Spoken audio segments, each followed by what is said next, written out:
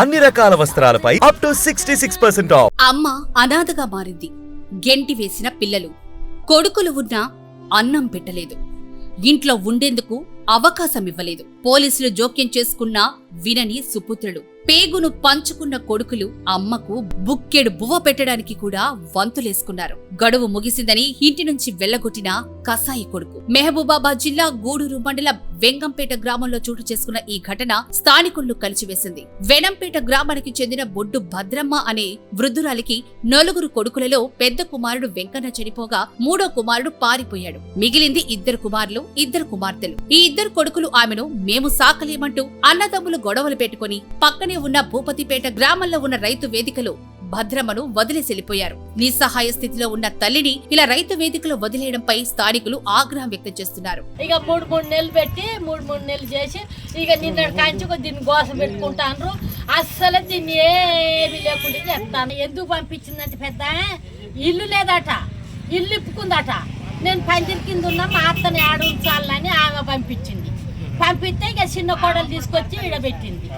ఏంటనాయ చిన్న కోడలు తెచ్చి ఇడబెట్టింది. నడిపాము 2వ గామె, ఆమె 3వ గామె, ఎల్లపురం అని 4వ గామె. అక్కడ తట్టిపల్లి కాడ ఉన్న మంగరగూడెం కాడ ఉన్నది పెద్దది. ఇగో ఈ ఇల్లు ఇట్లా తిప్పి నిన్నటి కంచి గోస బువ్వ లేదు, నీళ్లు లేవు. ఇప్పుడు 10-15 సంవత్సరం కంచి జ్వరం వచ్చి పండు వాళ్ళే చూసుకుంటారు. కానీ ఇక లాస్ట్కి వచ్చాక ఈ గతి పెట్టారు.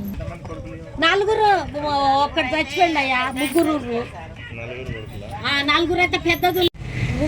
4కి 30 గుంటలు మంచి ఇచ్చింది. 5 ఎకరాలు ఉండే. అయితే మనిషికి పంపిద్దాం. ఇప్పుడు ఆ డబ్బు ఆ భూమి ఆమెకు అవసరం అట. కానీ మా వదిన ఆమెకు అవసరం లేదట. ఇక్కడ బువ్వ పెట్టంటే ఎవరు పెడతాను లేరు సారు. బొడ్డు భద్రమ్మకు ఉన్న 2 కొడుకులు సుధాకర్ యాకస్వామిలు తల్లిని నెలలవారీగా సాకాలంటూ తీర్మానం చేసుకున్నారు. అయితే పెద్ద కొడుకు చనిపోయినా కూడా అతని భార్య అనగా వృద్ధురాలి పెద్ద కోడలు కొడుకులతో సమానంగా సాకుతోంది. పెద్ద కోడలు వంతు రాగా ఆమె వద్దకు పంపిస్తే ఆమె ఇల్లు కట్టుకుంటుందని, ఇప్పుడు నీవిక్కడ ఉండలేవని చెప్పి ఆమె రిటర్న్ పంపింది.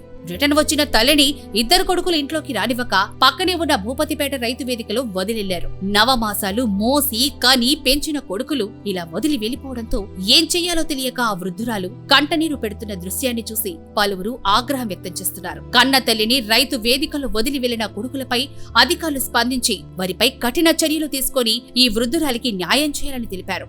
వృద్ధురాలి వద్ద ఉన్న కొంత భూమి 30,000 నగదును తమకిప్పిస్తే సాకుతాము అని కొడుకులిద్దరూ అనడంతో కలియుగంలో ఇంకెన్ని ఘోరాలు చూడాలో అని స్థానికులు చర్చించుకుంటున్నారు.